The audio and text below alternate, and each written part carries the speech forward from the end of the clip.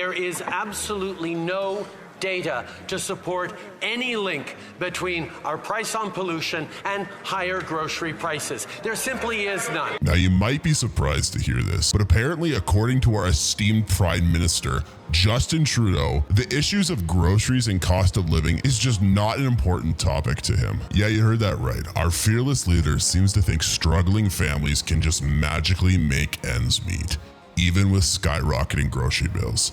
Unbelievable, right?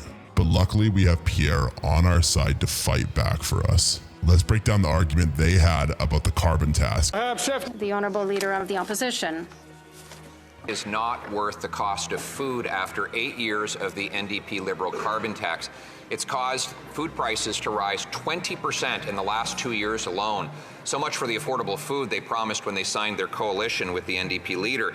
So much so that the Canada Food Bank is now forced to cut in half the number of potatoes that they're giving out. It's too expensive and there's too much demand.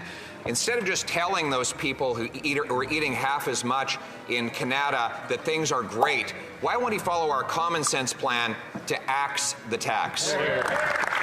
The Right Honourable Prime Minister. Mr. Speaker, as the member for Regina Louvain recognized yesterday, there is absolutely no data to support any link between our price on pollution and higher grocery prices. There simply is none. On this side of the House, Mr. Speaker, we are a government anchored in evidence and data, and we will continue to be there to deliver things like a grocery rebate to Canadians, to put more money back in Canadians' pockets, even as we put a price on pollution with the carbon price rebate, and we will continue to defend Canadians' interests against the cuts proposed by that Conservative.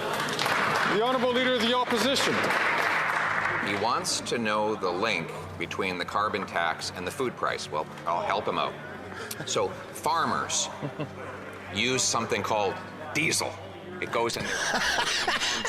And drying machines. The way he talks to Trudeau is so funny. The carbon tax, on which he wants to quadruple the tax. Then the truckers who pick up the food, transport it to the grocery store, pay the carbon tax. Then the grocer pays the carbon tax to power the heat in that big Olympic stadium size chamber we call a grocery store. If he doesn't get the link, how is he ever going to fix the problem? The Right Honourable Prime Minister. Well said, man. The problem with the story that the Leader of the Opposition just told is there's absolutely no data to support it. He is all about political attacks. He is all about inventing reasons to not take action on the fight against climate change because his Conservative Party still doesn't understand that you cannot have a plan for Canadians' future or the future of the economy if you don't have a plan to fight climate change. Not only are we fighting climate change, Mr. Speaker, we're putting more money back in the pockets of Canadians and building the economy of the future.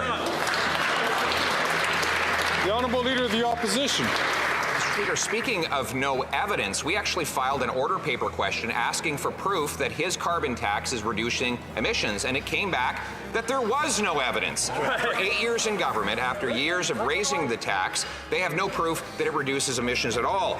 But we know it increases food prices, and this is why Canada's food professor said, I'm recommending a pause on the carbon tax for the entire food industry from farm gate to store and restaurants. If the Prime Minister doesn't have the common sense to axe the tax, will he listen to the food professor and cancel his plan to hike it? The Right Honourable Prime Minister.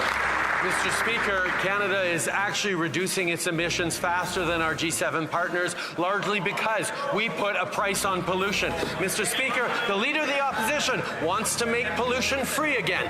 We do not think that is the right path for Canada. We know that investing in reduction of carbon emissions while putting more money back in Canadians' pockets, switching from home heating oil to heat pumps, moving forward in responsible ways as we're investing in supporting Canadians is the way to build a stronger future, but he proposes ideology, cuts, and fear tactics, Mr. Speaker.